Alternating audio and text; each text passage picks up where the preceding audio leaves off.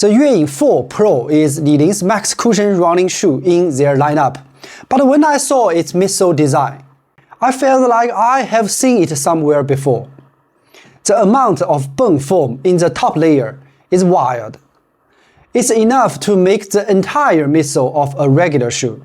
So what kind of feel does this material combo and midsole setup actually deliver? And who's it's really for? Today, let's talk about this pair of Li Ling Yueying 4 Pro.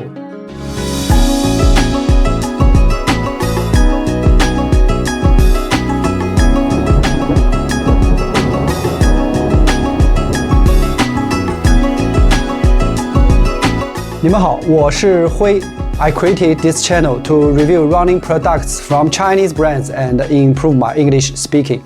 Before I get my thoughts on Li Ling Yueying 4 Pro, I do want to go over some disclosures. No one's gonna pay me to make this video, and this pair of shoes were actually bought by my friend, and he lent them to me for this review. Big shout out to him for supporting my journey on the YouTube. So let's get into it from the specs. The stack height of heel is 40 mm, while the forefoot isn't specified.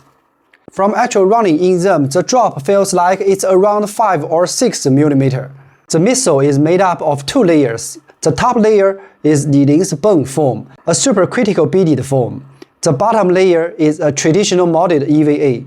This combo gives you deep cushioning while still keeps things stable. Moving to the outsole, you will notice the EVA layer covers more of the inner side of the heel, which improves stability, and I think it's solid enough to handle runners with slight pronation. The rubber is Li Ling GCU, which is usually found on Li Ling's flagship and sub-flagship products. It's better in terms of grip and durability compared to their GCR rubber. Because this pair of shoes was lent to me by my friend who wears a size 44, this pair of shoes is a bit snag for me, so I didn't run much. But based on experience, I would say the GCU durability won't disappoint, and Li Ling added extra thickness in the high wear areas where most people land. It's true to size, and the weight of size 44 is 299 grams. That's a pretty common weight for a running shoe that's designed for max cushioning.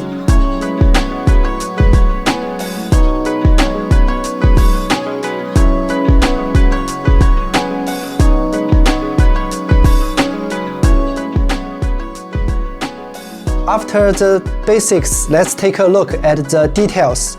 This pair is a full winter version with a thicker upper, and the tongue is designed as a second layer of booty for extra wrap. From this angle, you can see the gussets, which extends all the way through the toe box. And the heel counter fabric of this version is also different. It feels like a great fabric you'd find on some winter Nike running tops. This design has been a bit of a struggle for me lately. It's hot, so I would like to give some buying guide for audience living in warmer cities. I've sorted out the colorway available in China and categorized them into spring, summer, and fall, winter versions. Feel free to pause and check them out. Now, back to the heel. It does have structural support, but it's not very rigid. If you are looking for a max stability, that's where Li Ling's Furious Rider line shines. Think of Furious Rider as ASICS Kayano, while the Yueying is more like Nimbus, focused on plush cushioning rather than hardcore stability.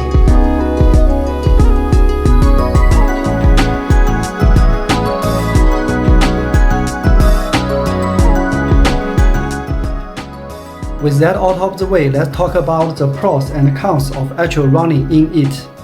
At the start of the video, I mentioned the midsole structure felt familiar. Some of my audience are very geeky about running shoes. What shoes did it remind you of? Yep, the ASICS Super Blast. We know the Super Blast sits somewhere between the Magic Speed and the Nimbus in ASICS lineup, offering cushioning and stability while still being able to pick up the pace. So, what does the Yueying 4 Pro bring to the table with a similar design philosophy? The best way to find out is to hit the road. First off, Li Ling claims the heel stack height is 40 mm, while the Super Blast comes in at 45 mm. But in reality, They feel almost the same thickness when running. The supercritical foam in the top layer of Yueying 4 Pro gives it a more noticeable bouncy. For me, the midsole the harder I push, the more it pushes back. On the other hand, my friend, he is a big guy, loves its soft, slightly sinking feel of the midsole. And the Super Blast gives me a quick rebound feeling. I mean the rebound not as much as the Yueying, but it's faster. And the Super Blast is much lighter. I estimate that the Super Blast should be 50 grams lighter than Yueying at the same size. That makes it easier to pick up the pace and more nimble. They both have a wider platform to create more nature stability, but the Yueying 4 Pro midfold torsion plate didn't really stand out to me. I think it's an extra stability feature for heavier runner. Now, for the downsides, there is no doubt about the upper. Even though I mentioned it, there is a spring-summer version with a different upper. Feedback from Chinese social media suggests the breathability still isn't great. So if you are running in hot weather, this might not be your best bet. Let's wrap up the video. The Yueying 4 Pro uses two material midsole to deliver a mix of stability and massive cushioning, while also providing decent energy return. However, because of its weight, I think it's more suitable for slightly less experienced or heavier runners. It's kind of like a hybrid between the Nimbus and the Super Blast. Kind of a Super Blast with added weight and bulkiness. If you are looking for a shoe that's perfect for easy runs or long slow distance, or if you need some extra stability, I would say the Yueying 4 Pro is definitely worth considering. It gets the job done with a comfy, fun ride. Okay, that's my thoughts with Li-Ling Yueying 4 Pro after 50 kilometers. Let me know in the comments if you have any questions about this shoe or if you have any good tips on how to improve English speaking. Thank you for watching this video all the way through. I'll bring you more about Chinese running products. Please follow me and hope you have a good one.